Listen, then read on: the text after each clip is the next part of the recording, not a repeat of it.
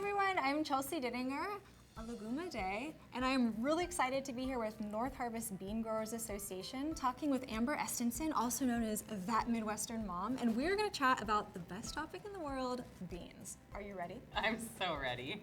So I've noticed that you like to make a lot of salads, right? I've seen pretzels, I'm probably gonna mess up the names, but I've seen cookie salad, pretzel salad, Snickers salad. They all sound delightful and intriguing. And I'm curious, what are maybe one or two of your most popular recipes, salad recipes? Salad, well that's funny because my whole channel is built on the fact that a salad can be anything if you try hard enough. Cheers. Which means most of my salads look like desserts.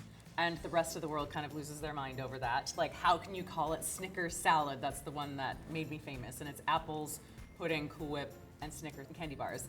And so a salad in my mind is absolutely anything that you want it to be. It needs to be something that's cold, served in a bowl, and have some type of dressing. And whatever dressing that is, whether it's Cool Whip pudding or actual salad dressing, it's a salad.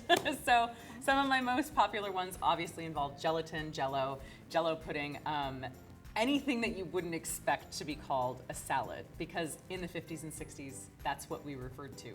Cold, mixed up in a bowl with any type of dressing. I think as we moved into the 80s and 90s, that term really changed a lot, and it was supposed to be something healthy. And so I came along on the internet and told people that anything can be a salad, and that's how I'm here. I happen to do a few recipes involving beans on my social media channels. Northarvest Bean Growers Association happened to see it, and so they asked me to come here and help you promote beans, which is super exciting because I don't think many people in the United States know that 60% of our bean crops come from Minnesota and North Dakota, and I live right here on the border, so it's super easy to pop over to North Dakota, and it's super easy to be in Minnesota. I love that. I love the enthusiasm you're bringing too. I mean, there's so much bean production, so many farmers in this area growing beans that what a great place to promote it. So I'm gonna challenge you right now. Let's talk about your Snickers salad, since that's what made you famous, and since it sounds, well, I'm gonna have to go home and make it too, but it sounds very intriguing. How would you add beans to that? Oh my gosh. I used Great Northern beans. I'm looking at my cheat sheet right here. I used Great Northern beans in a smoothie recipe once for Northarvest Bean Growers Association, and it's a really mild flavor. Like, beans a lot of the time need a lot of help. You need to give it a lot of seasoning, but if you don't, it's a great source of protein and fiber. So I think if we could emulsify them in your Vitamix, whatever kind of blender you have, and treat it like the pudding in Snickers salad. I mean, it would take a little bit of chemistry, working with some really good high quality vanilla and some sugars, probably something to make it thick like pudding. I think it's possible. So you just need to add the right seasonings. Anything is possible with beans. So you could bring your That Midwestern Mom magic to it, and I'm sure it'll be delicious, and I look forward to trying your Great Northern Bean Snickers salad. I'm looking forward to it. I think the internet would lose its mind, but that's okay. As they should, rightfully so, right? But not only are you amazing at salads, you're also an opera singer. And so another question that came to mind is, well, beans are perfect, and they clearly should, people should be singing about them.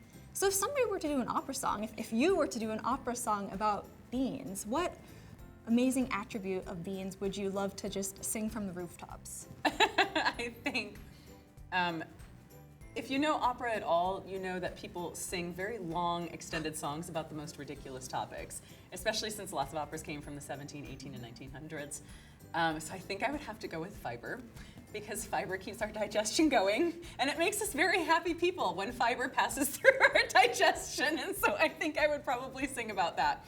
I can picture it all in my head, but I'll let the audience's imagination think about that, because we're very happy people when fiber is in our system. I agree with that. Fiber definitely is something worth singing about, and beans are basically the best natural source of fiber there is, so can't wait to hear an opera song. I'll keep my fingers crossed that it comes out.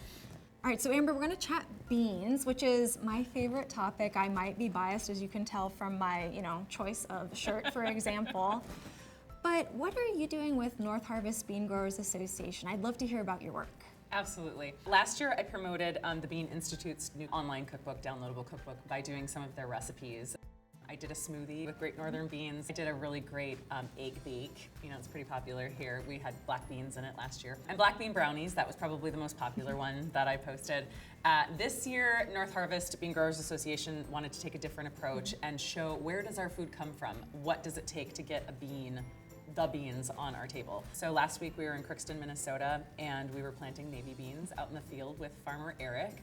That was so much fun because even though my mom was a farmer growing up, I was raised in Frazee, Minnesota, in town. I don't know if I've ever ridden in a tractor, definitely not a tractor that was that high tech. It was so much fun, and I just posted some pictures and people were super excited and super happy to see that I was out supporting agriculture. But of course I am, because I'm from the Midwest. You know, it's so important to our economy.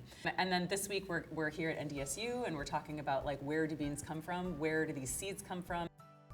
How they get to our table is something people don't necessarily think about. You know, most people are buying their beans in cans. Well, how do they get to the cans? You know, so how do they get to my salads? Exactly. Yeah, you said the brownie is very well received, one of your most popular ones, but that's just because you haven't done the Snickers Great Northern. I guess not. I guess not. We'll see. We might have to do some taste test kitchen runs of that. Let me know if you need volunteers. So I know you have more stops coming, right? You said there's another one today. You're kind of talking with a bean breeder. You've already spent some time on a tractor with Eric Samuelson. But at least up to now, thus far, what has been one thing that's maybe surprised you the most about beans that you hadn't previously thought about? I think the biggest thing that surprised me is I knew how many varieties of beans there were in the back of my mind, but I never really thought of it out front. Some beans have different names depending on how they're packaged. I didn't realize that cannellini beans, am I saying that right? Cannellini. I didn't realize that cannellini beans are white kidney beans. Had no idea. I think when I see them in the dried bean packages, I would have realized that and put two and two together, but I don't think that's necessarily common knowledge. And the most I've seen this many varieties of beans is when my mom bought the package of dried beans that we would use for ham and bean soup. And that's probably the most I've seen that many varieties together at once. And I think I've seen the cranberry beans, right? Is that what they're called? I forget. These are some pintos, a couple actually different types of pintos. So these two different varieties of pinto beans, I'm not entirely sure I've ever seen them alone, other than just that variety pack of beans for ham and bean soup. So it's so funny to get so excited about beans when you've seen them there your whole life, but it's also really fun to make it common knowledge for my audience. Exactly. There's a lot that goes on behind the scenes that people, understandably, if you don't live in bean world, what I call bean world, you wouldn't know. So it's just great that you're shining some light on that and bringing some excitement and enthusiasm and those fun facts that we can all then go home and share at the dinner table, right? Absolutely. Yeah. My mom was most excited that I finally got out into the fields because she grew up in the fields, and she's like, I think she was a little bit disappointed that she hadn't exposed me to that sooner. But my followers absolutely loved it. In fact, I had quite a few people message me that they knew the farmer we were interviewing last week. So there's some great talk about Northarvest Bean Growers Association right now as well. Yeah, it shows how important beans are to local agriculture, local food systems here. So that's great that your followers were making that connection and excited about that with you. Absolutely. Amber, it's been amazing talking to you about beans. I've been really looking forward to it. So I will definitely be following along that Midwestern mom, seeing the opera songs, the Snickers bean salad, a lot of things to look forward to. So thank you for bringing that excitement and enthusiasm to beans.